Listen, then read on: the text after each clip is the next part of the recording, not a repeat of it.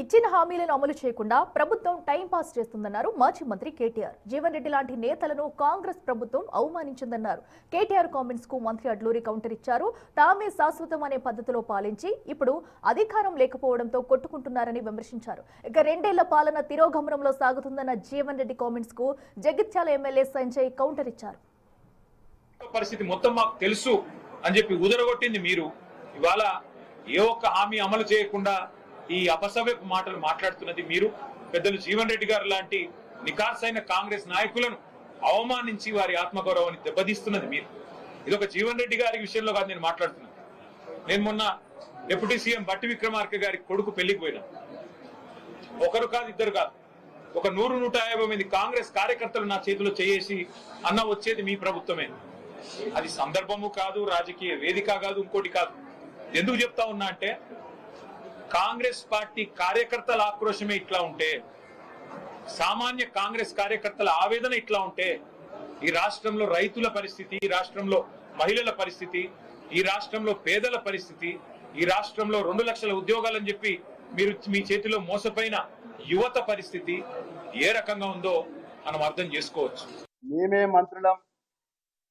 ఈ టిఆర్ఎస్ పరిపాలన 23 ఎలక్షన్స్ సంవత్సర కాలం ముందు ముచ్చటగా 3వసారి మేమే ప్రభుత్వంలోకి వస్తాం, మేమే రాజ్యాన్ని వెళ్తామని చెప్పి మాట్లాడినటువంటి మాజీ ముఖ్యమంత్రి కేసీఆర్ గాని, మాజీ మంత్రి కేటీఆర్ గారు కానీ, టిఆర్ఎస్ పార్టీ నాయకత్వం కానీ, గత 40 సంవత్సరాలు కాంగ్రెస్ పార్టీలో ఒక నాయకునిగా ఒక ఉన్నతమైన స్థాయిలో ఉన్నటువంటి జీవన్ రెడ్డి గారు, మేము కాంగ్రెస్ పార్టీ ఉన్నట్టు గౌరవ ముఖ్యమంత్రి గారిని, రేవంత్ రెడ్డి గారిని ఓడగొట్టడమే నా ధ్యేయమని మాట్లాడడం అత్యంత బాధాకరం.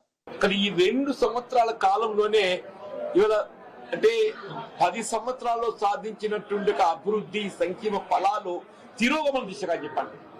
కేసీఆర్ గారు ఏ ఉద్యమ నేతగా తెలంగాణ రాష్ట్రాన్ని సాధించడానికి వారు ఉద్యమించిండ్రో, వారి సాధారణంగా తెలంగాణ రాష్ట్ర భవిష్యత్తు నిర్మాణానికి 10 సంవత్సరాలు కృషి చేస్తే అది 2 సంవత్సరాల్లో తిరోగమన చర్యగా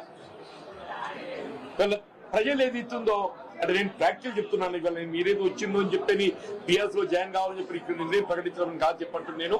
నేను ఆనాడే నిర్ణయం తీసుకోవాలని చెప్పని నేను కొంతమంది నాకు గుర్తు పెట్టి అయినా I want to study the mind of the people. ప్రజాభిప్రాయం, ప్రజలు ఏ విధంగా స్పందన ఉందో గమనిద్దామని చెప్పండి.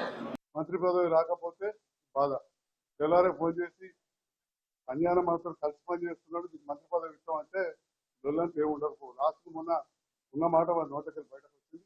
ఈ సందర్భంలో మళ్ళీ కూడా తెలియజేస్తా ఉన్నా, మొదటి నుంచి మా అమ్మ సైడ్ కావచ్చు, నా భార్య సైడ్ కాంగ్రెస్ లో స్వతంత్రం రాకముందు నుంచి కూడా ఉన్న కుటుంబం.